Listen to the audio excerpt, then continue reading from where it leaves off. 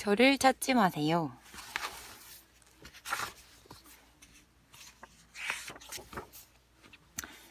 쌍둥이 동생. 띠띠띠띠. 비밀번호를 누르고 현관문을 여는 순간 종이 비행기가 쑥 날아왔다. 현재 오빠! 현재 형! 거실이 엉망이었다. 비행기를 접느라 찢어놓은 종이부터 가위, 풀, 색연필까지. 나는 지뢰밭을 지나듯 조심조심 방으로 걸어가다 넘어졌다. 빨간색 색연필이 발밑에 깔려 균형을 잃은 것이다. 현재 오빠 괜찮아? 희재가 내 등에서 가방을 벗기며 물었다. 현재형 아파? 원재는 벌써 가방을 열며 안에 있는 물건들을 쏟고 있었다. 하지마! 비행기 접자. 나도 비행기! 안 돼! 나는 원재의 손에서 공책을 구해냈다. 만약 1초만 늦었어도 내 공책은 뜯기고 말았을 것이다. 종이접기 접는 법을 가르쳐준 내 잘못이다. 쌍둥이 동생들한테 비행기 귀신이 붙었는지 공책이고 책이고 뭐고 다 비행기로 만들어버린다. 그 바람에 나는 오늘 학교에 남아서 일기를 쓰고 왔다. 어제 써놓은 일기가 사라졌기 때문이다. 일기장이 뜯긴 흔적을 보면서 주먹을 꼭 쥐고 부르르 떨고 있는데 소담이가 와서 눈을 찡긋했다. 4시야? 늦지 말고 와. 소담이가 나를 생일 파티에 초대했다. 학교도 아니고 학원도 아니고 소담이 생일 파티에 늦을 수는 없다. 그래서 남아서 일기 쓰기도 번개처럼 끝내고 달려왔다. 그러니 동생들에게 붙잡혀 종이 비행기를 접을 수는 더더욱 없다. 나는 방으로 들어가 얼른 문을 잠갔다. 언제 쳐들어올지 모르는 적들에 대한 방어였다. 현재형 놀자. 쾅쾅. 현재 오빠 놀아줘. 쾅쾅쾅쾅. 네, 보낼게요. 현재야, 피아노 학원 선생님이 빨리 오래. 왜 이렇게 늦었어? 잠이 덜 깬 엄마 목소리다. 그냥 엄마 나 오늘 소담이 생일 파티 한다고 했잖아요. 생일 선물도 사야 하고. 어머 내 정신 좀 봐. 깜빡하고 너 오는 대로 학원에 보낸다고 했는데 어쩌지?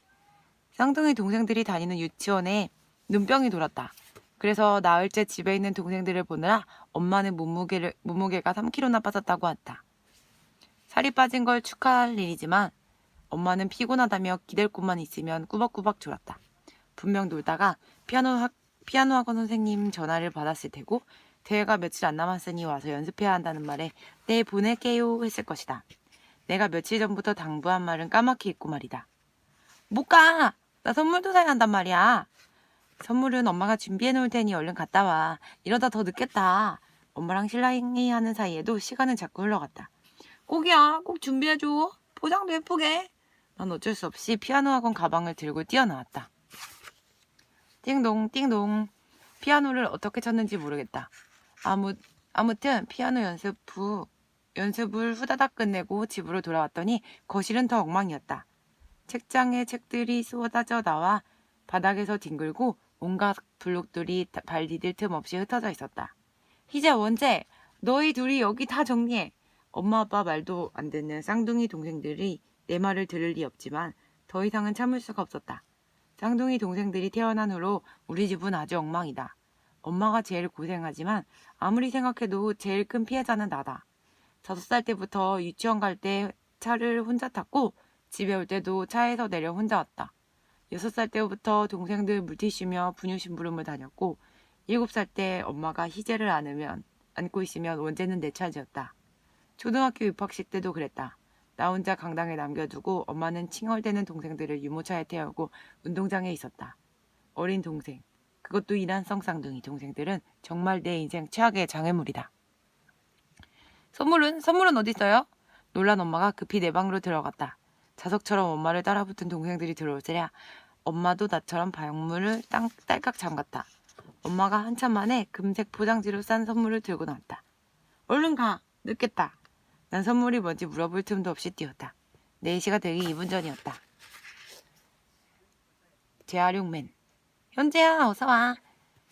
분홍 머리띠에 분홍 원피스를 입은 소담이가 내 이름을 불렀다. 이현재도 아니고 그냥 현재라고 말이다. 연준이가 내 어깨를 툭 쳤다. 선물이 뭐냐고 묻는 눈치였다. 실은 나도 궁금했다. 크기로 봐서는 책 같았다. 연준이는 노란 리본이 달린 상자를 보이며 궁금하지 하고 흔들었다. 아주 예쁘게 포장된 상자였다. 음식이 차려진 상에 친구들이 둘러앉았다. 소담이 엄마가 직접 만든 케이크가 가운데 놓여 있었다. 초콜릿 시럽으로 소담아 사랑해 라고 쓰인 세상에 하나밖에 없는 케이크였다. 소담이가 혼자라 많이 쓸쓸했는데 친구들이 이렇게 축하해주니 정말 고맙구나. 많이들 먹고 신나게 놀다 가렴. 그러고 보니 소담이 엄마도 소담이와 똑같은 원피스를 입고 있었다. 꽃무늬 앞치마까지 정말 예뻤다. 생일 축하해 박소담. 연준이가 먼저 선물을 내밀었다. 우와! 소담이가 탄성을 질렀다. 연준이가 내민 선물 상자 속에서 반짝이 머리핀과 반짝이 목걸이가 나왔다. 우리 엄마가 널 위해서 일주일 전부터 만든 거야. 소담이를 위해 직접 만든 세상에 단 하나밖에 없는 거라고 했다. 치, 자기가 만든 것도 아니면서. 투덜거리는 내 말을 자른 건 소담이 엄마였다. 어머, 연준이 어머니 솜씨 좋으시다. 소담아, 정말 예쁘지? 난 이런 핸드메이드가 정말 좋더라. 얼마나 좋았으면 진짜 지는 3박자 반이나 늘려 말했다. 진짜 좋더라. 제가 엄마한테 특별히 부탁했어요. 소담이에게 어울리는 걸로 만들어달라고. 고마워 연준아. 소담이 얼굴에 환박꽃이 피었다. 이런 걸 가지고 뭘. 다음엔 내가 엄마한테 배워서 반지도 직접 만들어줄게. 소담이는 쑥스러운지 연준이의 어깨를 살짝 치며 그만하라고 했다. 그러면서도 입을 막고 웃는 소담이의 표정은 행복해 보였다. 진짜라니까. 반지를 만들어서 소담이한테 고백을 할 거야. 아이들이 우우하며 놀려댔다. 참외를 내오던 소담이 엄마도 그날이 빨리 오기를 기대한다면서 눈은 찡긋했다. 농담인지 진담인지 알 순 없지만 연준이 녀석이 정말 거슬렸다. 내가 소담이를 좋아한다고 힘들게 비밀을 말해줬을 땐 잘해보라고 했으면서. 그래놓고서 이제 와서 딴소리다. 연준이 엄마가 만든 머리핀은 소담이에게 정말 잘 어울렸다.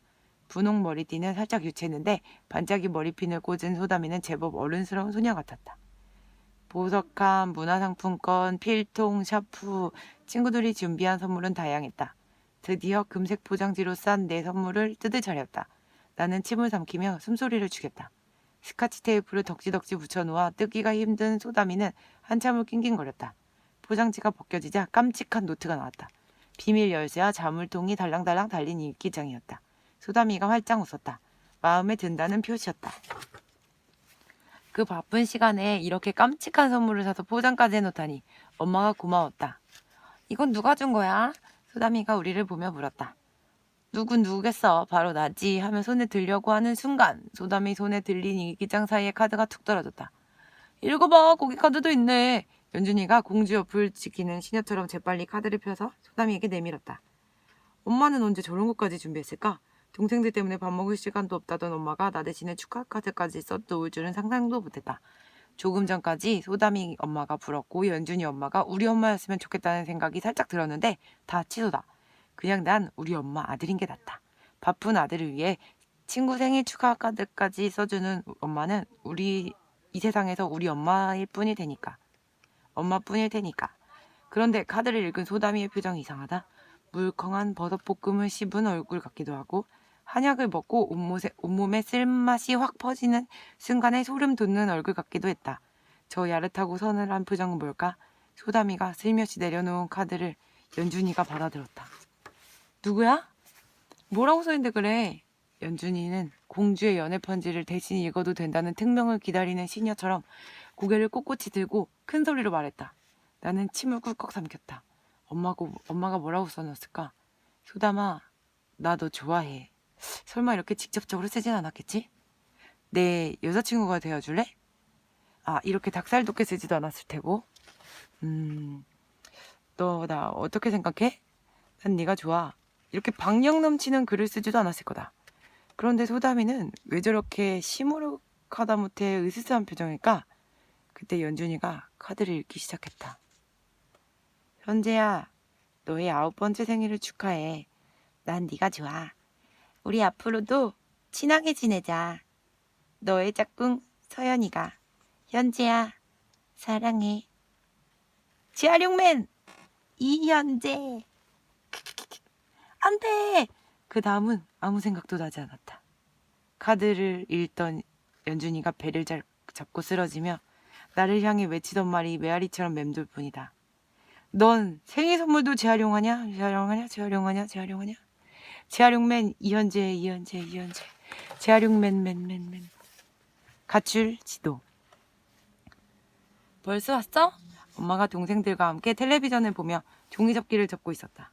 현재 오빠! 현재 형! 나는 달려드는 두 동생을 확 밀어버렸다. 사이렌처럼 윙윙거리는 동생들의 울음소리가 집안 전체를 시끄럽게 했다. 나는 아랑곳하지 않고 침대에 벌러덩 누웠다. 아야!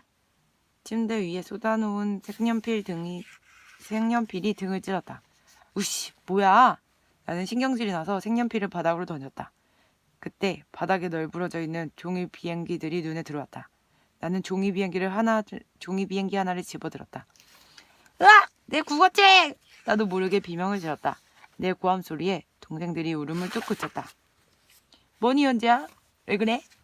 엄마가 뛰어들어왔다. 동생들도 문틈으로 고개를 쏙 내밀었다. 내 손에 펼쳐진 종이 비행기를 발견한 엄마가 상황을 알겠다는 듯 어쩔 줄 몰라 했다. 어쩌니? 내가 봤어야 하는데 희재가 목욕탕에 넘어지는 바람에 정신이 하나도 없었어. 그러고 보니 희재 이마에 반창고가 붙어 있었다. 형, 희재 누나 아야했다? 피도 났어. 자기보다 5분 먼저 태어난 희재에게 꼬박꼬박 누나라고 부르는 원재가 말똥말똥한 눈으로 나를 보고 말았다. 나도 모르게 주먹을 쥐었다. 한 대 날리고 싶었다. 엄마는 형아 다시 안 그렇게 해야지 하며 원재에게 눈치를 주었다. 왜? 형도 아야했어? 다신 이 방 못 들어오게 할게. 원재를 내보내며 엄마는 바닥에 떨어진 종이를 주었다. 미안해. 가위로 오리진 않았으니까 페이지 맞춰서 붙이면 안 될까? 엄마는 국어책을 들고 찢어진 책장을 맞추기 시작했다. 필요 없어요. 엄마 더 나빠. 눈물이 핑 돌았다. 말도 하고 싶지 않았다. 엄마가 책 다시 사줄게. 화 풀어. 현재야. 동생들이 모르고 한 거잖아. 맞아. 희재랑 원재는 모르고 그랬다 싶지만 엄만 뭐야? 엄마가 무슨 말인지 모르겠다는 듯 나를 빤히 보았다. 생일 선물. 왜? 마음에 안 든대? 엄마가 포장하느라 얼마나 힘들었는데 소담이가 싫대? 엄마한테 마음에 들겠어? 생일 선물을 재활용해 주는데 좋겠냐고요. 그걸 소담이가 어떻게 알아? 엄마가 바빠서 선물 살 시간이 어디 있어. 그래서 너 안 쓰는 세시 일기장 포장해서 준 건데. 아, 그거 작년에 내 생일에 서연이가 준 거란 말이에요. 알지. 여자애들 그림 있다고 싫다며. 엄마는 특명을 전달하는 비밀 요원처럼 조심스럽게 물었다. 너 혹시 눈치 없이 그 사실을 소담이한테 말한 건 아니지? 아니, 서연이가 쓴 카드가 있었단 말이야. 엄마 입에서 짧은 신음소리가 새어나왔다. 정말 놀란 눈치였다. 어머머, 어쩜 좋아. 거기가 카드가 있었다니. 몰랐어. 미안해. 엄마는 참 쉽다. 모든 게 어머머, 어쩜 좋아. 이 한마디면 미안할 것도 창피할 것도 실수할 것도 다 사라지는 모양이다. 난 더 이상 소담이 얼굴을 볼 수가 없고 학교를 갈 수가 없고 너무 창피해서 연기처럼 사라지고 싶은데 엄마는 미안해 한마디면 끝이다. 나는 집을 떠나기로 했다. 예전에도 숙제를 한 공책에 낙서를 하고 교과서를 찢어 종이비행기를 만드는 동생들 때문에 집을 나가고 싶었던 적이 있었다. 하지만 참았다. 그런데 결국 엄마 때문에 이 집을 떠나게 된 것이다. 엄마한테 소담이를 좋아한다는 비밀까지 알려줬는데 깜빡깜빡하다니. 이건 연준이 녀석이랑 똑같다. 눈물 콧물 흘리며 후회하게 만들어줄 거다. 신발도 신지 않고 머리를 풀어헤친 채 온 동네를 내 이름 부르며 찾아다니게 할 거다. 가출 시간은 내일 아침 7시 30분으로 정했다. 토요일이니 모두들 쿨쿨 자고 있을 것이다. 나는 공책을 꺼내서 매직으로 커다랗게 나의 가출 지도라고 썼다. 휴대전 화로 우리 동네 주변을 검색했다. 공원과 편의점, 찜질방 위치까지 자세하게 나와 있다. 공책에 중요한 장소를 적고 지하철 노선도와 버스 정류장도 표시해두었다. 그러고 보니 보물 지도처럼 멋져 보였다. 누굴 찾아갈까? 연준이? 연준이네는 절대 가면 안 된다. 입산 연준이가 우리 엄마한테 다 일러바칠 테니까. 수원 할머니? 나를 안심시켜놓고 아빠한테 몰래 전화할 게 뻔하다.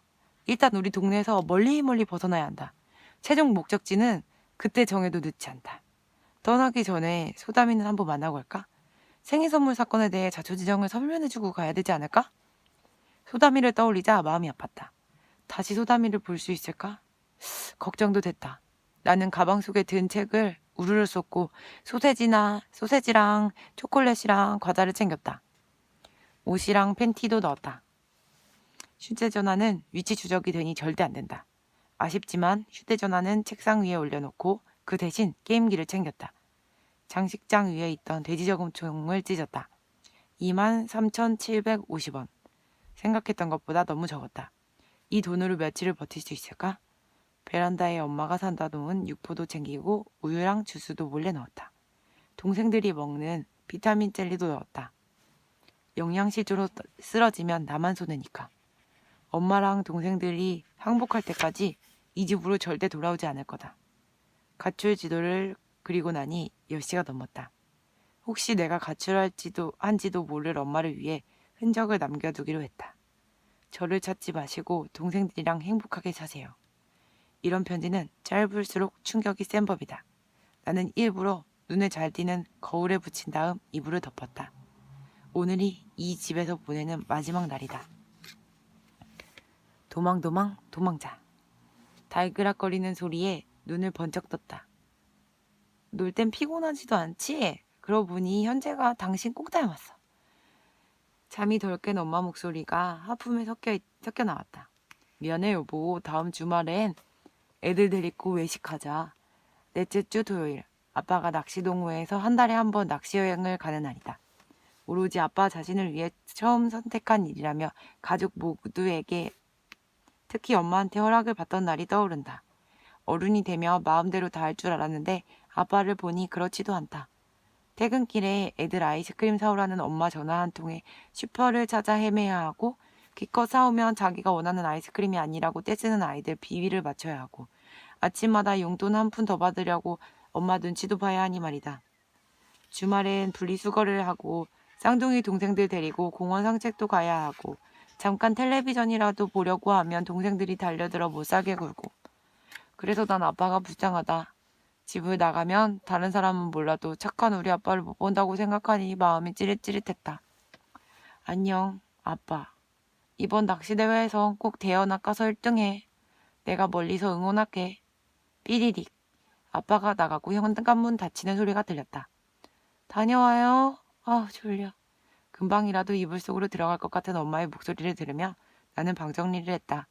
그리고 옷을 챙겨 입고 가방을 맸다. 마지막으로 거울에 붙여놓은 쪽지를 다시 한번 확인하고 살금살금 집을 빠져나왔다. 장미향이 싱그러운 6월 28일 토요일 아침 8시 30분. 드디어 나는 집을 나왔다. 아빠가 낚시터 가는 시간이랑 겹쳐서 계획한 것보다 1시간을 미루긴 했지만 나는 빠른 걸음으로 무작정 걸었다. 바람은 시원하고 사람들도 활기차 보였다. 꽃노래를 흥얼거리며 휘파람도 불었다. 조금 걷다 보니 꼬르륵 꼬르륵 배에서 신호를 보냈다. 걸음을 멈추고 주변을 둘러보았다. 빽빽한 건물마다 간판들이 이름표처럼 달려있다.